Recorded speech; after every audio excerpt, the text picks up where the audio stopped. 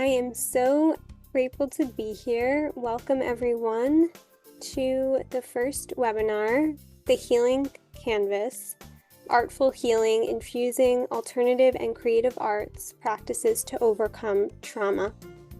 So today we're going to be talking about what we call drama therapy, which is a therapeutic approach to healing using drama and acting techniques, as well as other expressive and creative arts.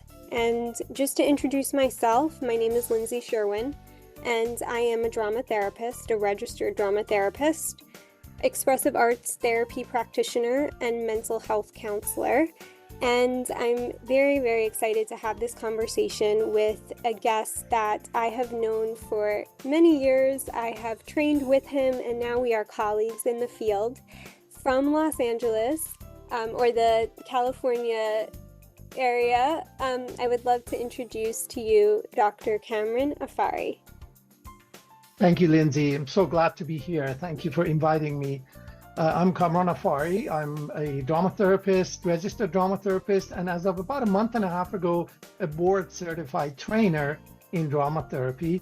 I'm also an associate professor of communication studies at California State University in Los Angeles, where I also teach at a local prison, a state prison. For the last 7 years, I've been teaching there, teaching courses in interpersonal communication, health communication, and various forms of communication studies classes that incorporate drama therapy as well.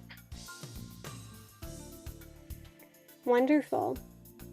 So to start out, let us get right into what drama therapy is. I'd love to just start out with that because I think a lot of times people have heard of it, or if they're in the acting world or even in the creative arts therapy world, they might know about it. They may have heard it being mentioned, but they don't exactly know what it is that we do.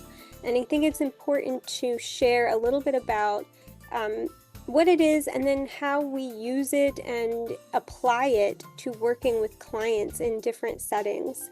And we'll get into specifically the population that we focus on, which is predominantly men. But yeah, let's kind of talk about drama therapy. Yeah, right. Oh, would you like me to start? Yeah. So, I mean, in general, it is a embodied practice that's very active, it's experiential, it's an approach that provides a context for participants to tell their stories, set goals, solve problems, express feelings, and the key word is achieving some form of catharsis where they can feel like they can work through some emotional processes that can be heightened because of the drama work and the art and role play and expressive aspect.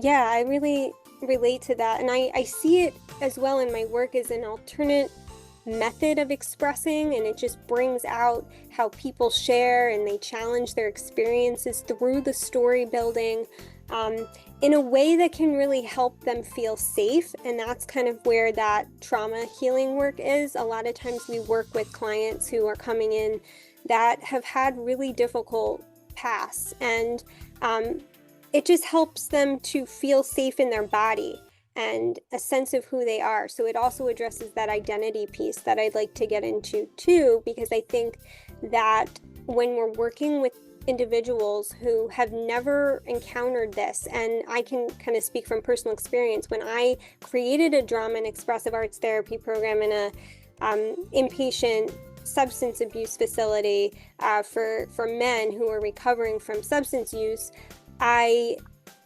introduced it in a way that was very body-based, and they kind of laughed and said, like, what is this? Like, they're just so used to clinical talk therapy, and we're here to really get into how do we get out of our heads thinking about the past, because it is a present and future oriented practice, and that's what I really love about it. I agree so much. I just wanted to also add briefly that there are many forms of drama therapy. There's the United States Drama Therapy Association that has been around for about 30, 40 years, and it's an evolving definition. Just over the last few years, we've added many different components and in terms of diversity and intersectionality that were not present 10, 15 years ago. There's approaches to drama therapy that are many different approaches. There's also the British, in the UK, drama therapy is actually spelled as one word without the space in between. And that also has its own history in terms of creative drama work as well too. So yeah, so there is many different approaches, and it is a very interdisciplinary approach.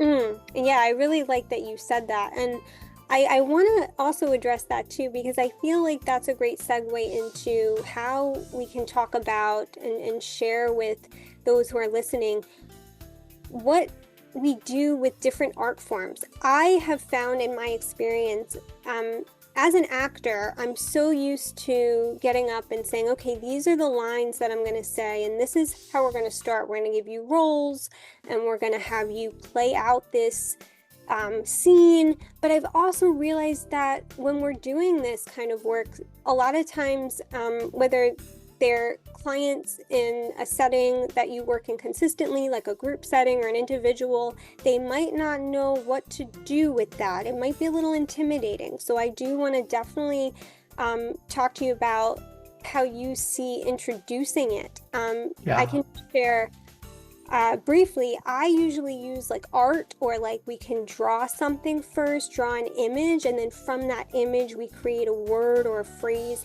and that reveals how we can get into some, what we call some scripting or some scene work that allows the person to get up and perform their story.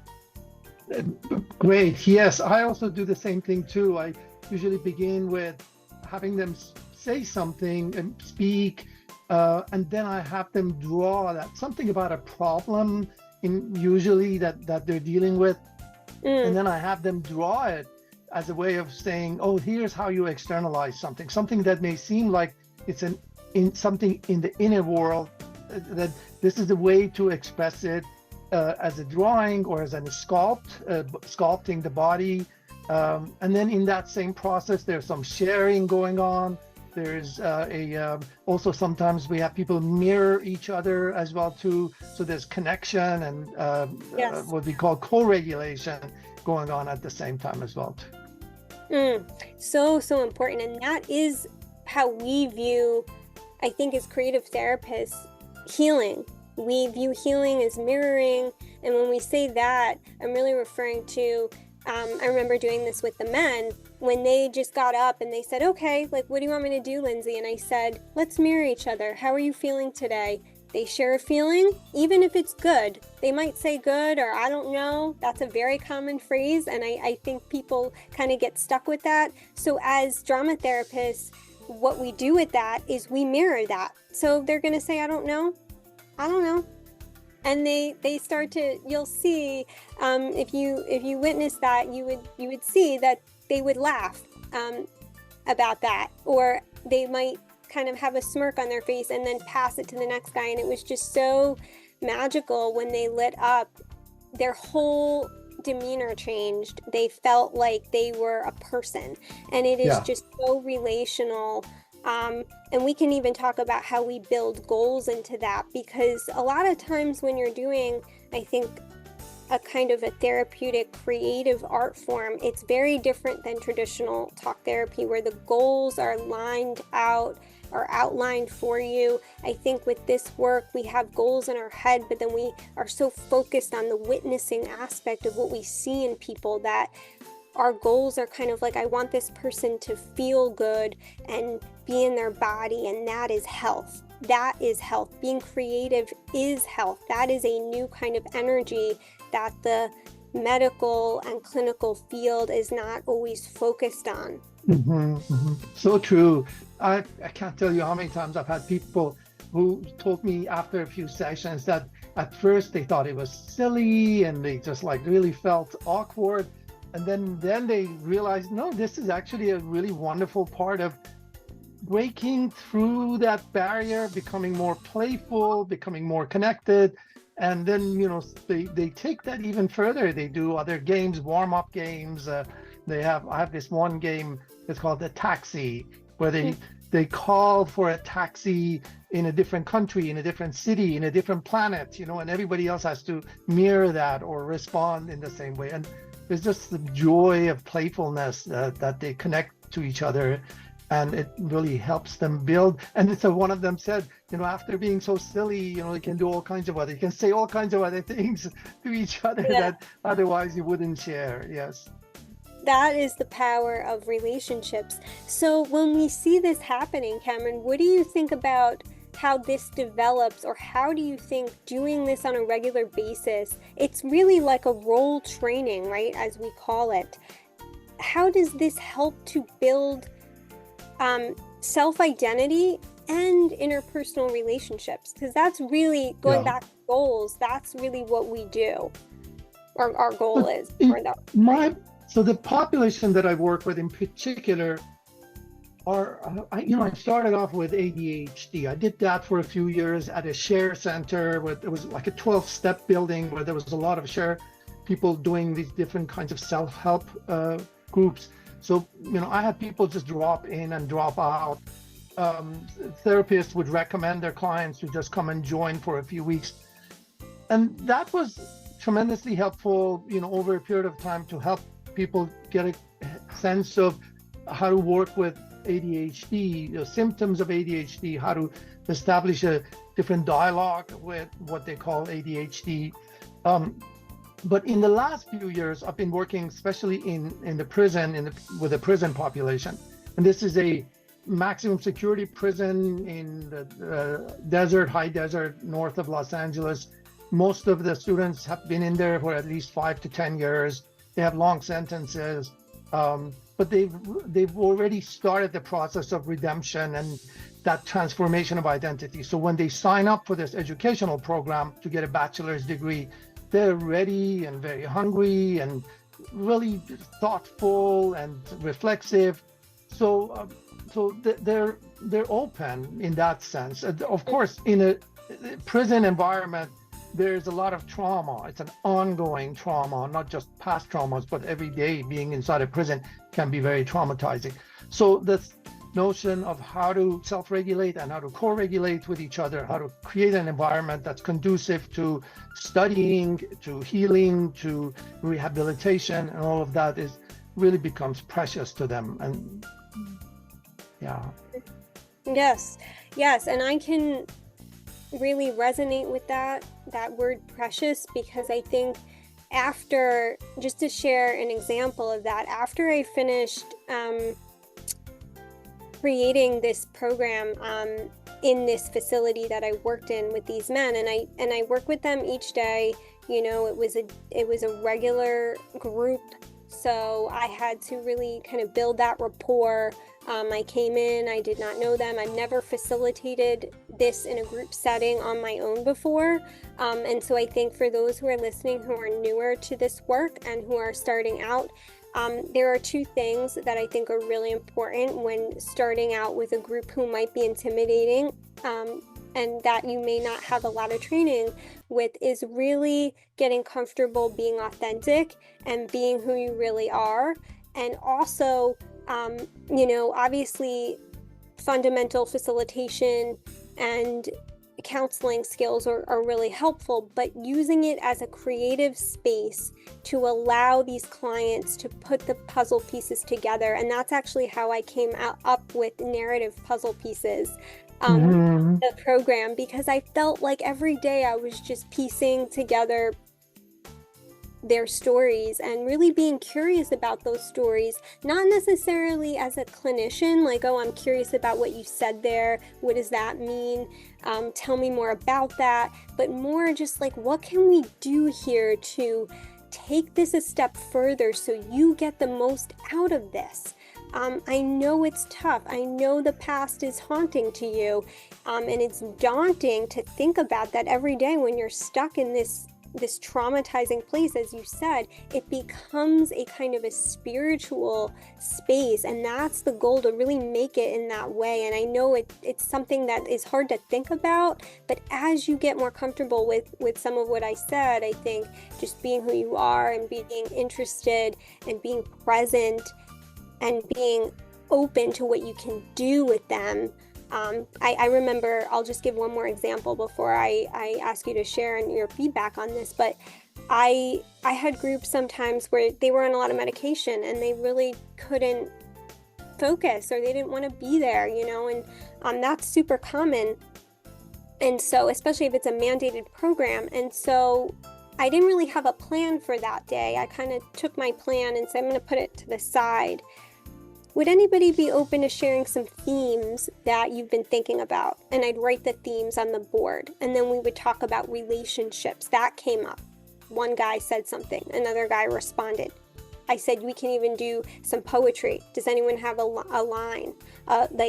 One guy wrote a rap line that he had in his notebook. We wrote it down. I compiled the themes and then created a worksheet based on that, where they could track their lines. And then we would move on to eventually writing 2 full scripts, which I'm happy to share later about. But yeah, that's sort of what I wanted to share about, or talk about, in terms of creating something of value for those who don't really see that right now where they are.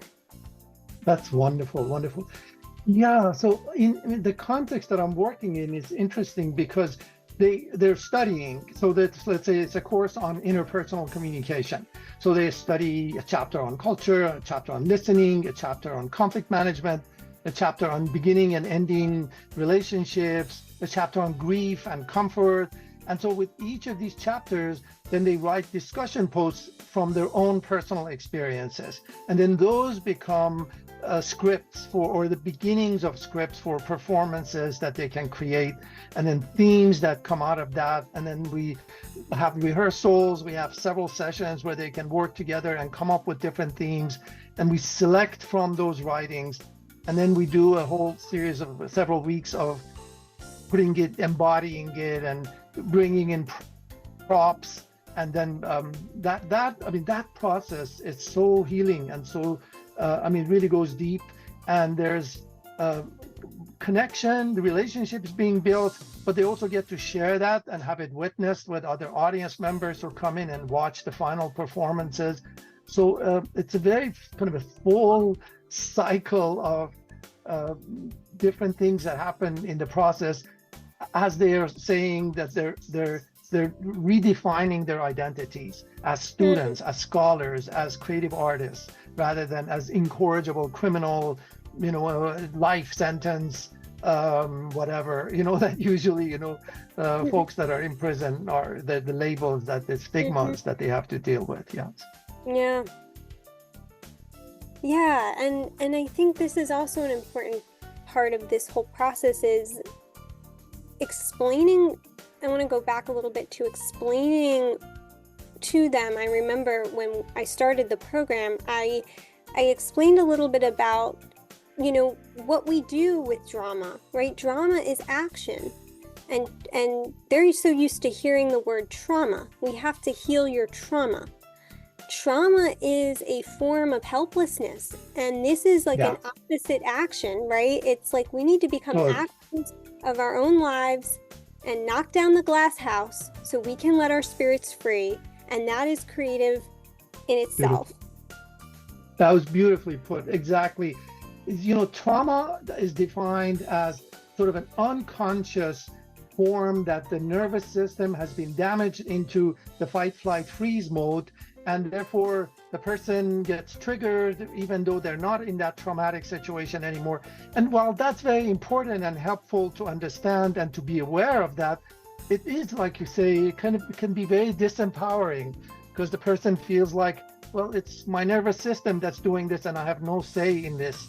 And so we develop that into something different, to bring in some agency. Give me some testimony, some tribute, some proclamation, some movement, some way in which you talk about the values that underlie the way you maintained your relationships despite all these hardships and despite all these traumatic experiences. And then that becomes the basis to write new scripts, not just for a performance, but really for their lives. You know, they learn new techniques of how to trust more better, how to be aware of hypervigilance, how to be aware of this emotional distancing, and then connect more meaningfully with others. Yeah. Mm-hmm. Yeah, that is such a prevalent theme I see, especially with men, with the trusting of people in general. A lot of women have harmed them, have emotionally hurt them, and I've heard that come out a lot in their stories. And so it's hard, I think, even as a woman facilitator, to build that trust where they can say, I can really talk to you about how I'm feeling, right? And I want to kind of segue into this idea or this concept of vulnerability, and how that really shapes how we work within this framework. Thank you for saying that. Yes. Oh, God. So there's things come up for me, like these moments when people were talking about jealousy and there would be conflict. One person would, you can see this budding feminist dimension in the men coming up about toxic masculinity, about how they themselves were programmed to be distant and violent, and the things that happened in their lives, that there was turned into this very kind of negative script. So it's wonderful to see them become aware of that and to try to shape and change their lives as well too. The other thing that I think is really important is they gain a language. First of all, the terminology. Brene Brown talks about how most people can only talk about 4 different emotions, whereas there's like 87 different ways in which we can talk about our emotions. We just don't have the language for it. The second part of it is not just the language, but also how to walk alongside a person who is sharing their emotions and not feel like you're getting enmeshed with them, or not feel like you have to become a rescuer or something like that. So that's the second important part. And then the third part is what she calls story stewardship. How do you take someone's story and honor it and value it without trying to rewrite their story for them and help them rewrite that story themselves? And so those are some skills, I think, of vulnerability, the courage to walk alongside, the courage to learn the language, the courage to become a better steward of other people's stories and your own story as well too. A lot of times the stories we tell ourselves about ourselves, and this is what narradrama in particular is good at, or narrative therapy, is that we can be super harsh with our own internalized stories. And how do we create a distance? How do we develop a separate script? How do we tease out those strings of agency and empowerment and develop a different story as well too? So yeah, that's the work that we do in using drama, using art, using expressive arts, creating a community that people can work together and feel, like you say, trust is really key. Yeah, I love all of that. And I think it's so important to really, through that process, and I explain also what we do through the process as a therapeutic process that is not intended for a product. And that did come up when I worked with them, because they said, what are we going to get from this, right? They didn't maybe say that directly, but a lot of people, no matter who you're working with, people want to know, what is this with expressive therapies? Like, what do I get out of this, right? Do I just make a piece of art and then walk away? And it's so much bigger than that. I want to talk about the offering. I have been trained, and through my own experience, just going out there and working for a lot of different places and finding these places on my own and not even being referred, but just like saying, this is what I want to do, and showing up. We'll get into entrepreneurship a little bit, because I think it's important, if we're doing this work, to really be advocates of it, especially within the community like you shared. That's very, very important, because it is very niche, but it's also to model that for what we do for our clients. This is how we work, and for them to see that, and also in the world, like, this is the model. This is how we present it to people, so they can see when you walk in a space. I am an advocate for the arts, but I'm also a therapist. I'm also a trainer. I'm also an educator. But getting back to,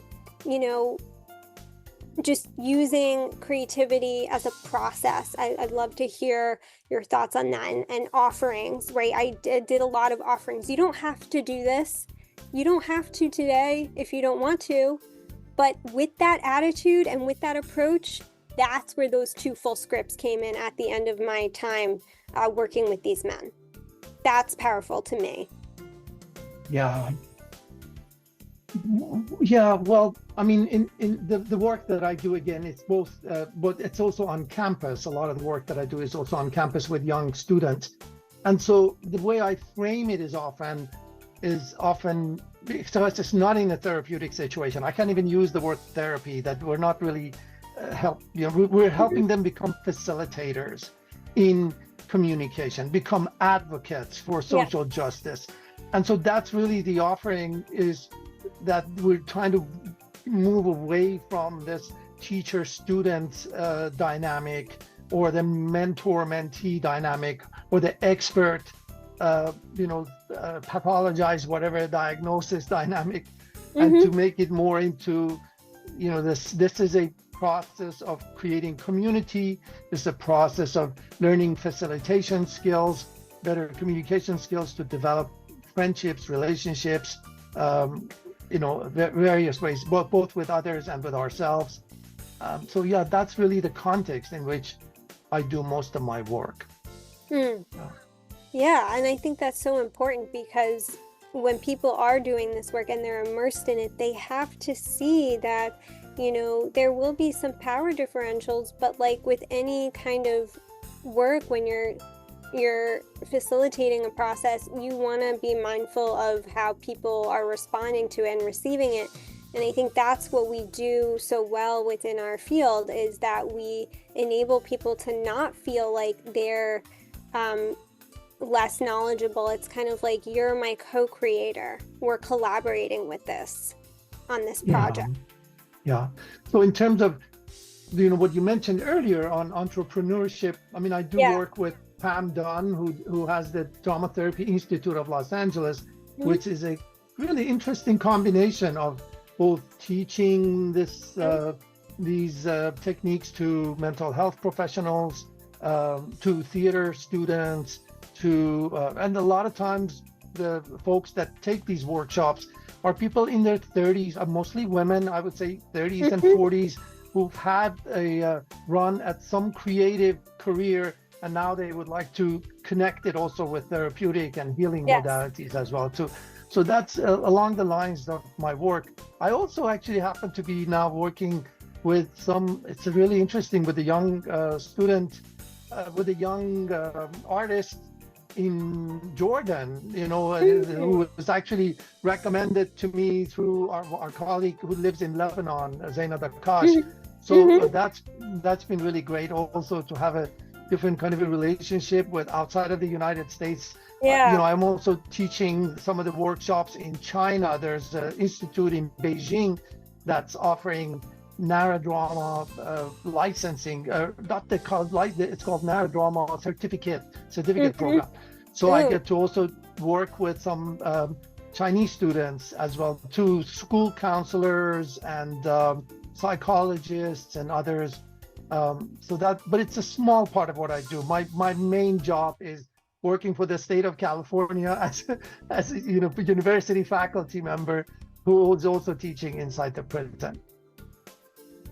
Yeah, I love what you said about the international component of this. I think that's so important. I also am really interested in that, and how I can contribute, in other ways to using this work, especially in the Middle East, where they do this. But I really would love to bring more of this there, and that's also a goal of mine. So I really connect with that as well.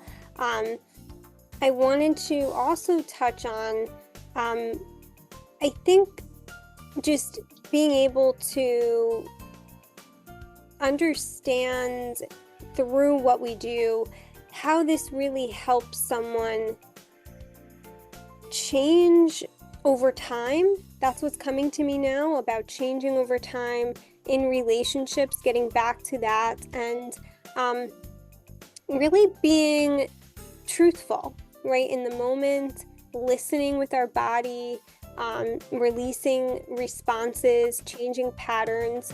I don't know if we kind of really got into detail, but just, I'd like to, just before we close, I would love to hear more about how this can really repair some of what, we see people coming in with, and, whether it be trauma symptoms or just ruptured relationships. How does this work with that? Wow, that's very important. Thank you for asking. That's a tremendously important question, because it is true that identity transformation is also about repairing relationships. A lot of the folks that work with me have been in through 12-step programs, so they have that language of the 12 steps where they're making amends to others and where develop a certain spiritual practice on a regular basis to help carry them from going back to addiction. And so this work that we do with drama therapy has that element also of developing a body of writings and artwork that helps us repair relationships, help us reach out to people. I had even one student this past fall that was, we were adapting a play by Anna Devere Smith, and during the play his mother passed away, and so he used that opportunity to do a soliloquy to his mom and honoring his mom and the memory of his mom and incorporate that into the play. Some of them made masks where the masks were represented the victims of their crimes from 10 years ago, 15 years ago, and they created a dialogue with those victims, even if they couldn't directly reach out to those victims at this point. They will use this process in shaping a new identity for parole boards and for commutation boards and review boards, but also for people that they've harmed in the past, or that they want to be able to go back to in their future life on a new level as well too. So I think that's one, but then also on a daily practice, even in their own personal life right now, every day, to establish more creative relationships, to become models for others, to inspire others to be better, the best selves in relationships as well too. And so the work really helps in that process. They also, first of all, they learn embodied ways of doing this. They have these exercises where they get to imagine an ideal situation and enact it in a play. For example, in a medical encounter, what would be an ideal way to make sure that there's a dialogue going on? So they get to reenact some scenes of medical encounters with doctors, physicians, nurses, and they report several weeks later that the next appointment they had, it went much better because they were able to be more prepared in making sure that they're heard or that they're asking the right questions, etc. So it's a number of different ways that this is really working out for them. Yeah, I really connect with that point as well about the rehearsal. Someone has coined it rehearsals for life, which is a very generic, metaphorical way of explaining how what you just shared about works, right? They're preparing lines. I think it's this combination, especially in relational interactions, of being prepared, but also being who you really are. And that kind of circles back to identity. So we can see this just being so cyclical in terms of what connects to the other, right? Identity, relationships, authenticity. It's so person-centered. It's so humanistic in that way. And we're really looking at the person in front of us and saying, I know you've been in an emotional glass house for so long. Let's knock it down. Let's take those shields down, right? And really understand the feelings that can be created and recreated, embodied, and allow our brain and body to release that, because like you said before, this is a biological issue from the trauma piece, but also an emotional and psychological issue as well, which causes people to restrict themselves and not want to get close. And so how do we help them do that? Everything we've shared, I think, really is so not only powerful, but experiential in a way that works, right? It's hard to measure it, but we know it works. Yeah. I've had, so yes, I can say specifically with up to over 75 people over the last 7 years that I've worked with, that I've seen the transformations and the changes, and it's just amazing. And it's transformed me also as a person, this opportunity, the privilege of being able to work with them as well. Yeah. And I think drama therapy, as well as creative arts, and drama therapy is a creative art form, but in its therapeutic sense provides such a unique approach that resonates with a lot of individuals, right? Like it's something that I found is one of the most influential, especially for men who cannot express themselves and that really want to. And then once they start expressing themselves through these forms, that is something that, can really transform their daily lives. It's like, this is something I never knew existed in me. And, it's like somebody saying, well, I know how to sing or dance or rap, but I've never done that in public. Well, now you can in this safe space. This is your space, right? So that's something that I found to be fascinating through that transformative process, like you mentioned. This is the space to do that. Wonderful. And I just want to say briefly also too that if people want to find out more about some of these, there's a something called the Drama Therapy in Prison collection that you can go online, and if you Google that, there's a series of 24 videos about 20 hours long total, that with different drama therapists dating back to the 1970s and 1990s, and then also people who've been exposed to this work inside, and now they're out and they're doing really well. So interviews with them as well too. So you can see some examples of this work at the Drama Therapy in Prison collection. And there's several articles that have been published on our work. We had a whole special issue of the Drama Therapy Review that came out 2 years ago. It's a publication by the North American Drama Therapy Association that has a series of articles internationally, nationally, about different forms of practice that we do with incarcerated populations, and not just in prison, but other forms of psychiatric incarceration and youth incarceration, etc. as well. Thank you so much for sharing that. Please do check that out. This has been such a lovely conversation. I'm so grateful that we are here. I started with gratitude. I'm ending with gratitude. It's like I just want to end maybe with one or two thoughts about what's coming up now. But this whole program and just, really understanding through expression what we do, it's like taking the body on a journey through writing, through enactment, through visual art, through music, through play, right? And seeing in that space what form comes forth. And I think just to leave everyone with that, show yourself what can come forth from within you, and that'll transfer over to your clients. So I'd love to have Kamran share a little bit, just something.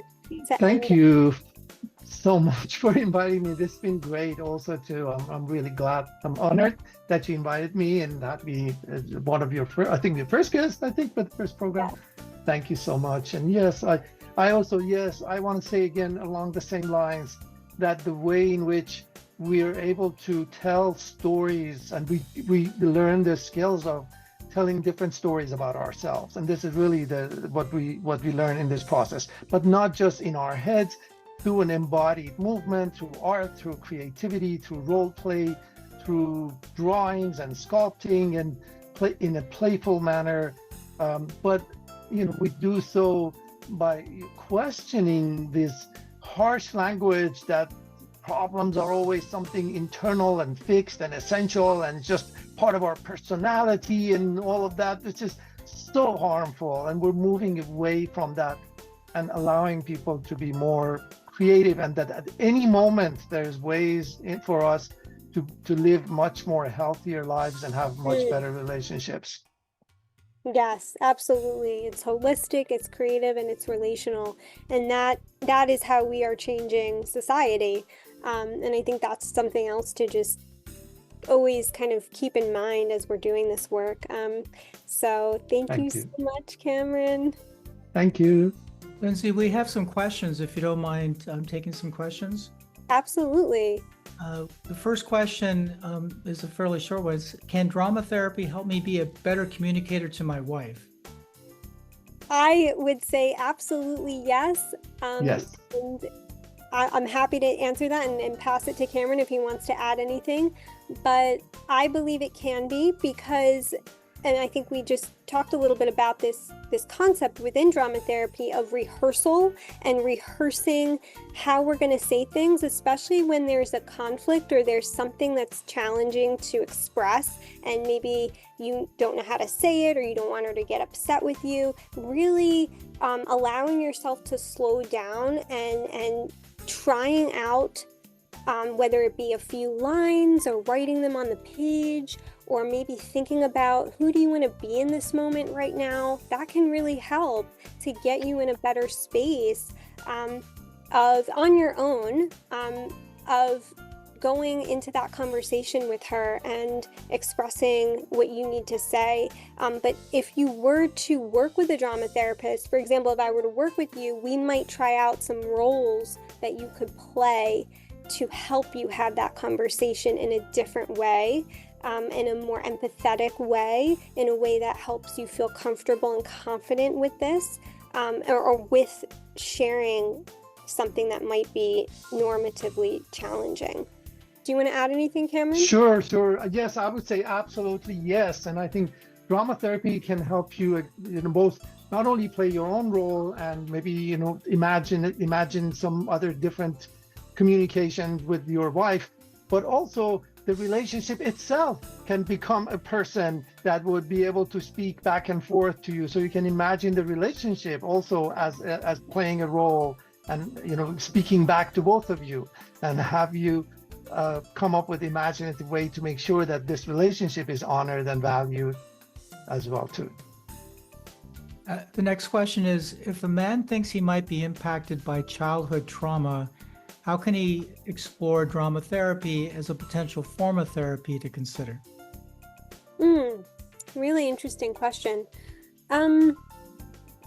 So I think what would be helpful within using drama therapy, especially with trauma, and I know we touched on that a little bit, is the embodiment. Like, is that practice of just being in your body, because a lot of times with trauma, it brings up the past. It brings up the memories of the past, and that can be really disturbing, especially if you have symptoms, if you have things, that impact your functioning. And so being able to just move around, right? Do a movement, be with other people, allow yourself to release whatever is coming up for you that might be something that makes you feel like you can't be present. And I think that's the disease of trauma, right? I'm going to call it that, because it really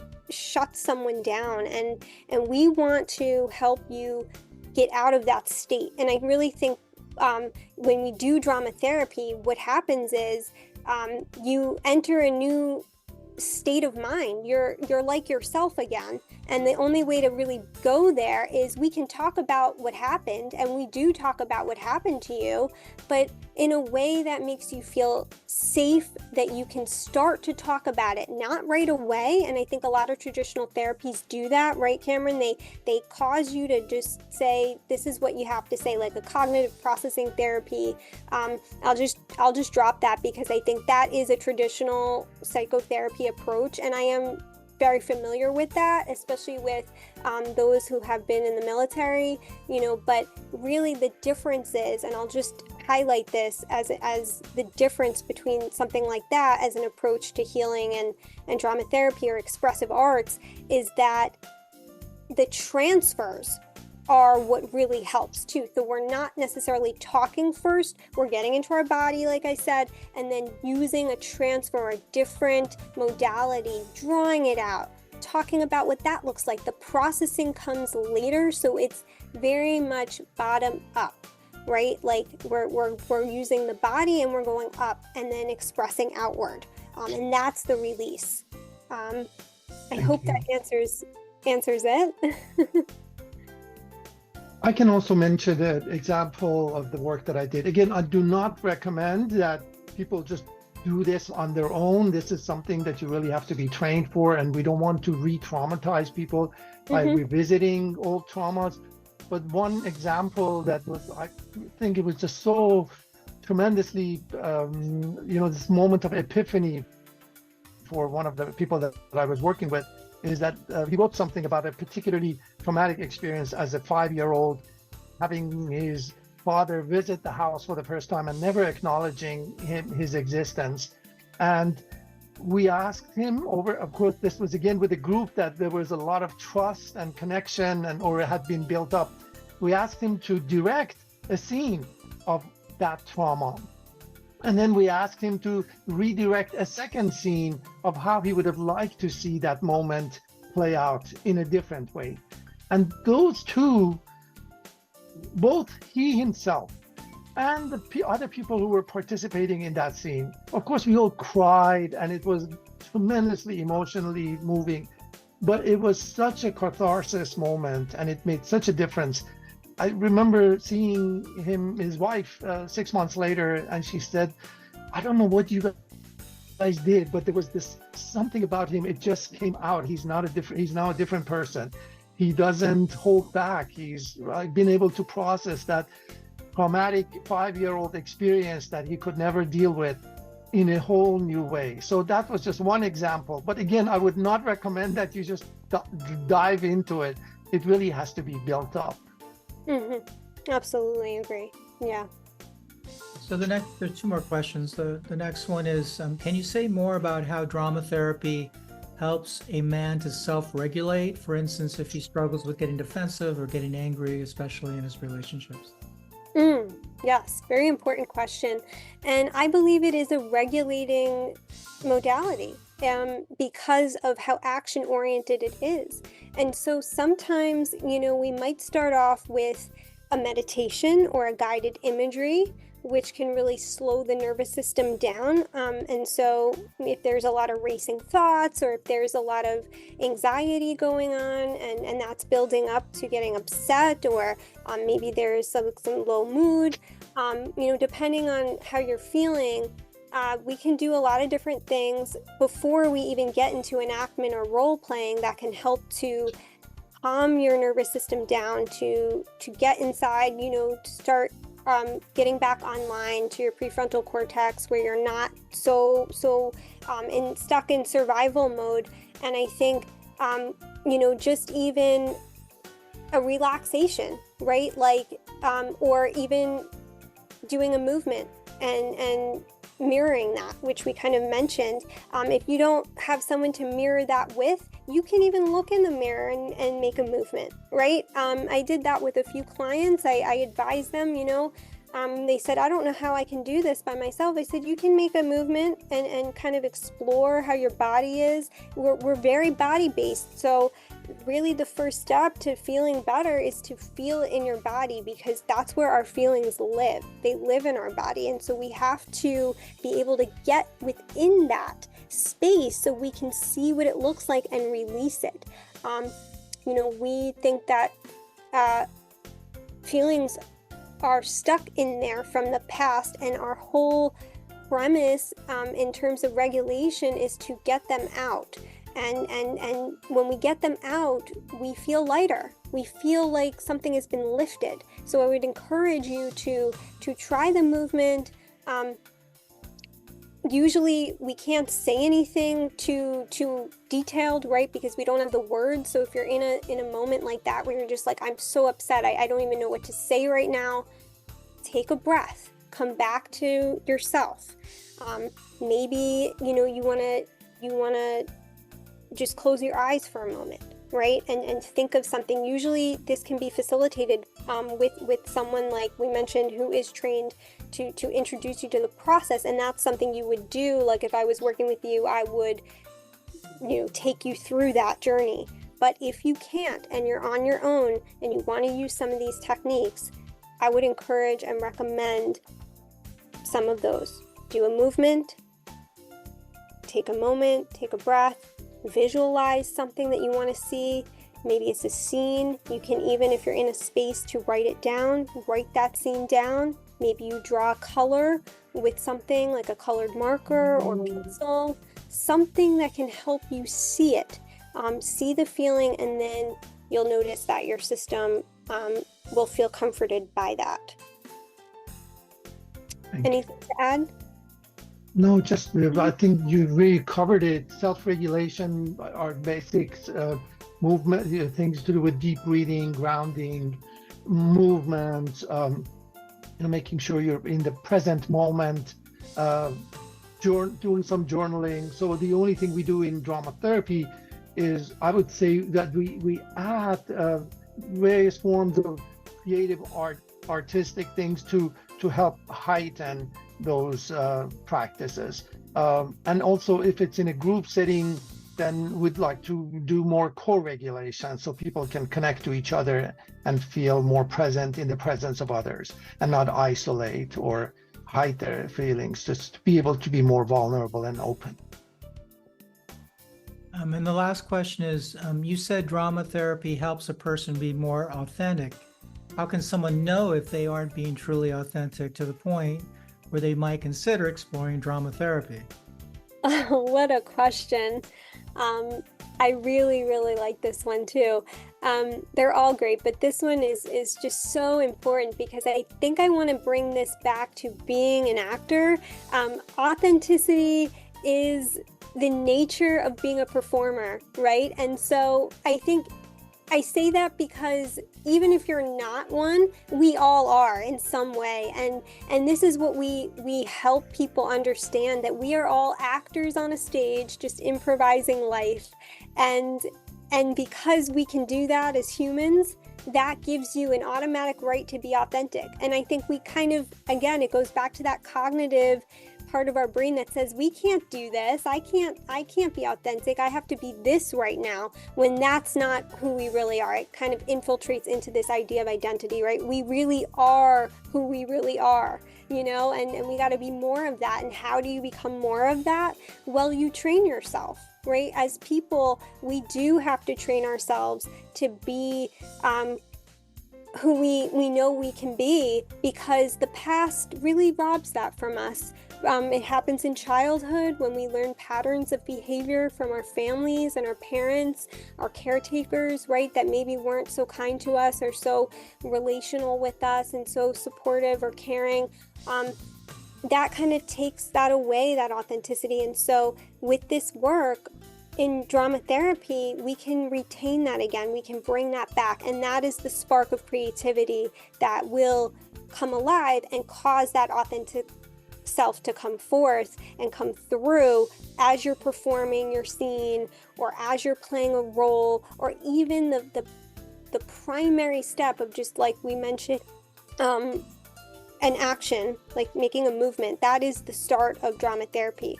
Make a movement about how you feel right now, pass it to somebody else. That is starting the concept of becoming a role. And once you can do that, you're already there. You're in your real self. You're being who you feel. You're being who you are. And so like I think Cameron mentioned before, just being in a group really, really emphasizes that process. Thank you, Lindsey. I think so important what you just said, that we're all suffering under the heel of this, what's called an anti-theatrical prejudice for thousands of years. And we now, people talk about performative activism as if it's something horrible and negative and it's just pretend and all that. No, performance is actually an incredibly deep, resonant, authentic way of being in life. If we're aware that we're creating, we're using performance as a way of imagining possibilities. So in that sense, I think, we really need to move away from that notion that performance is something, just a pretend. We have to learn to get back into that playfulness of performance and the creativity of acting roles as a way of being more authentic and, becoming more aware of the possibilities. All right, well, those are all the questions. And Lindsey, if you want to kind of close out, thank you. Yeah, absolutely. Well, I just want to say that I appreciate everyone tuning in and asking your wonderful questions. I enjoyed answering them and hearing Cameron's feedback. I hope you enjoyed this first episode of our series.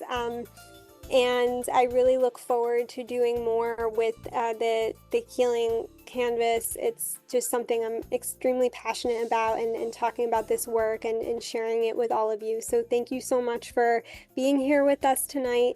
And I hope to see you again soon.